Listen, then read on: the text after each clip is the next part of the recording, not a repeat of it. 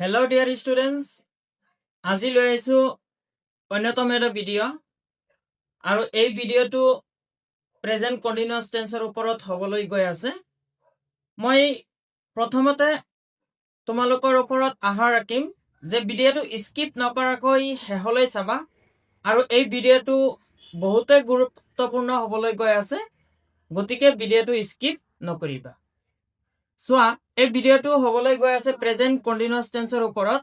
Present continuous টেন্সত আমি correct tense কেনেকে কৰো, কেনেকে কৰিব লাগে সেই বিষয়ে এই ভিডিওটোত আলোচনা কৰিম। আৰু চোৱা, ইতিমধ্যে মই ইয়াতে লিখি ৰাখিছো যে কি প্ৰেজেন্ট কন্টিনিউয়াস। ইয়াতে এক্সাম্পল খিনি দি ৰাখিছো, ইয়াতে ফৰ্মেশনো লিখি ৰাখিছো।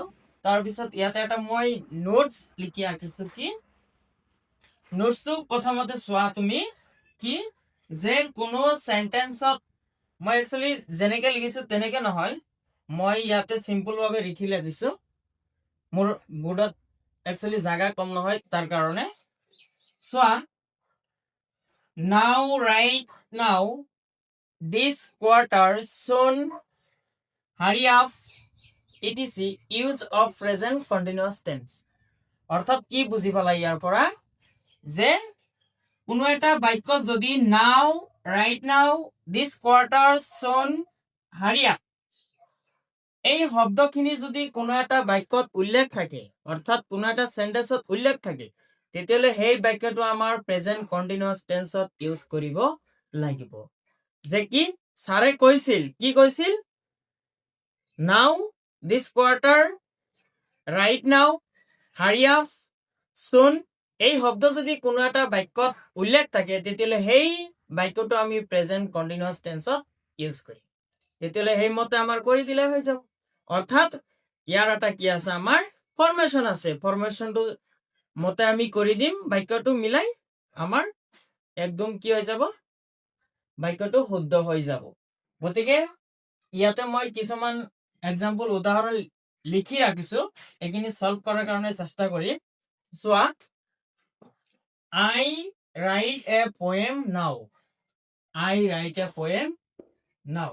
ইয়াতে দিয়া আছে সাবজেক্ট কি আছে I, ব্র্যাকেটত দিয়া আছে কি write, ভার্ব দিয়া আছে a poem, তাৰ পিছত নাও দিয়া আছে। সো এই বাক্যটো তুমি কি কৰিবা, এট পাস কাৰেক্ট টেন্স কৰাৰ সময়ত প্ৰথমতে তুমি লক্ষ্য কৰিব লাগিব, আৰু প্ৰথমত এটাই তোমাৰ কাম কি, এই বাক্যটো ভালকে গোটেইখিনি পঢ়া। বাক্যটো তুমি কি কৰিবা, সম্পূৰ্ণকৈ এবাৰ পঢ়ি লবা। I write a poem now.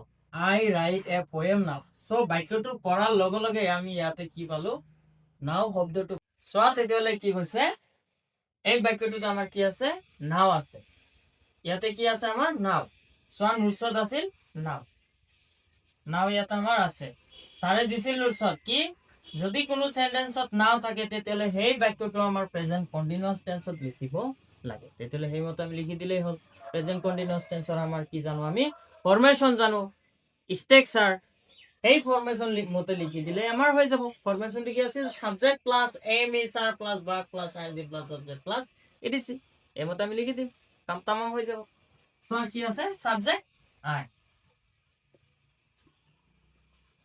আই কি হ'ব, আইৰ লগত এতিয়া চোৱা ফৰ্মেশন আই, সাবজেক্ট লিখিলো আই, তাৰ পিছত কি আছে এম ইজ আৰ, তিনটা পৰা কোনটো হ'ব, এম হ'ব। ইয়াতে কিয় এম হ'ব, কাৰণ সাবজেক্টটো যেটো আমাৰ ইয়াতে আছে আই, আইটো হল আমাৰ ফাৰ্স্ট পাৰসন সিঙ্গুলাৰ নাম্বাৰ, যাৰ কাৰণে আইৰ লগত কি হ'ব আমাৰ ইয়াতে এম। তাৰ পিছত কি আছে ভাৰ্ব ৰাইট। কি হ'ব, বায়ুলত আইলি যোগ, ৰাইটিং কি হল আমাৰ ৰাইটিং। তাৰ পিছত কি আছে অবজেক্ট এ পোয়েম, তাৰ পিছত কি আছে আমাৰ ইয়াতে ইটিসি নাও আছে। নাও এইটো একচুয়ালি টাইম অ্যাডভাৰ্বিয়াল বুলি কোৱা হয়, অৰ্থাৎ চিনাক্ত কৰা হয়। আমি এই নোটছত দিছো নাও, ৰাইট নাও এইবিলাক। তাৰ পিছত 2 নম্বৰ যেটো আছে হাৰিয়া ফাদাৰ ওয়াইফ, হাৰিয়া ফাদাৰ ওয়াইফ।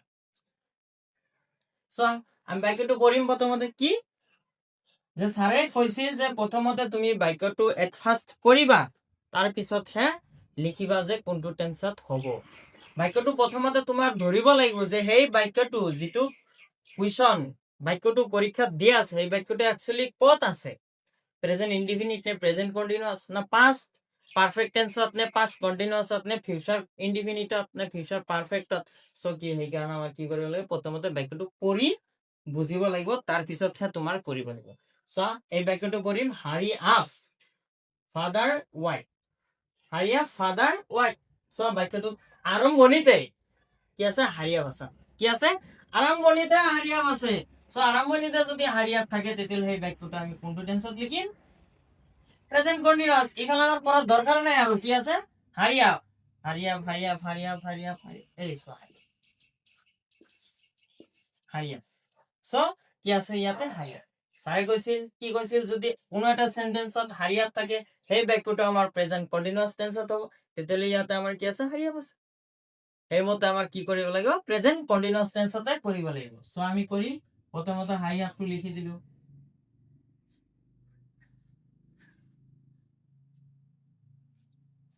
হাৰি আপ তাৰপিছত সাবজেক্ট কি আছে ইয়াতে ফাদাৰ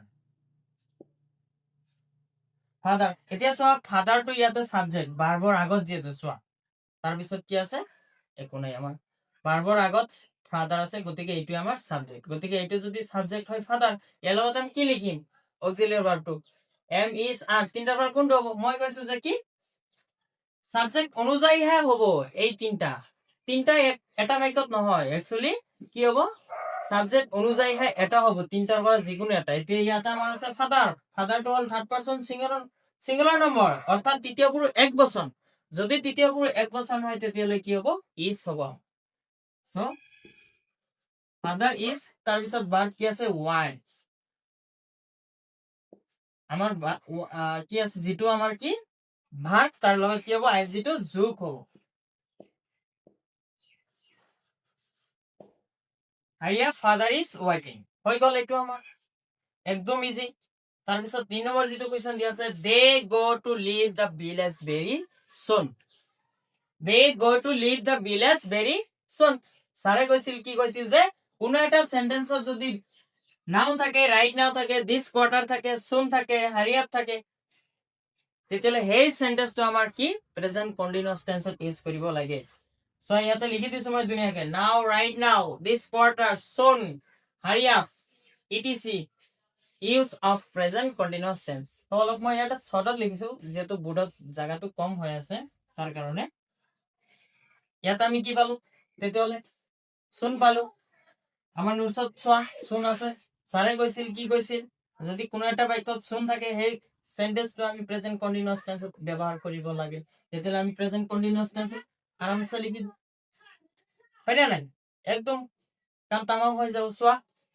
এই ফৰমেশন মতে লিখি দিম আমি প্ৰেজেন্ট কন্টিনিউয়াস টেন্সৰ যেটো formation subject plus am is are plus verb plus ING plus subject plus ETC প্ৰথমতে কি কৰিম দে সাবজেক্টটো লিখি লম আমি দে লিখিলো এতিয়া দেৰ লগত কি হ'ব আমাৰ সাবজেক্ট দে আছে কি হ'ব আমাৰ ভিভাৰ্বটো অক্সিলিয়াৰি ভাৰ্ব আৰ হ'ব কি হ'ব কাৰণ দে যেটো সাবজেক্ট এটো হল third person plural number so third person singular লগত আমাৰ ইজ হয় থাৰ্ড পাৰসন প্লুৰাল লগত কি হ'ব আমাৰ আৰ হ'ব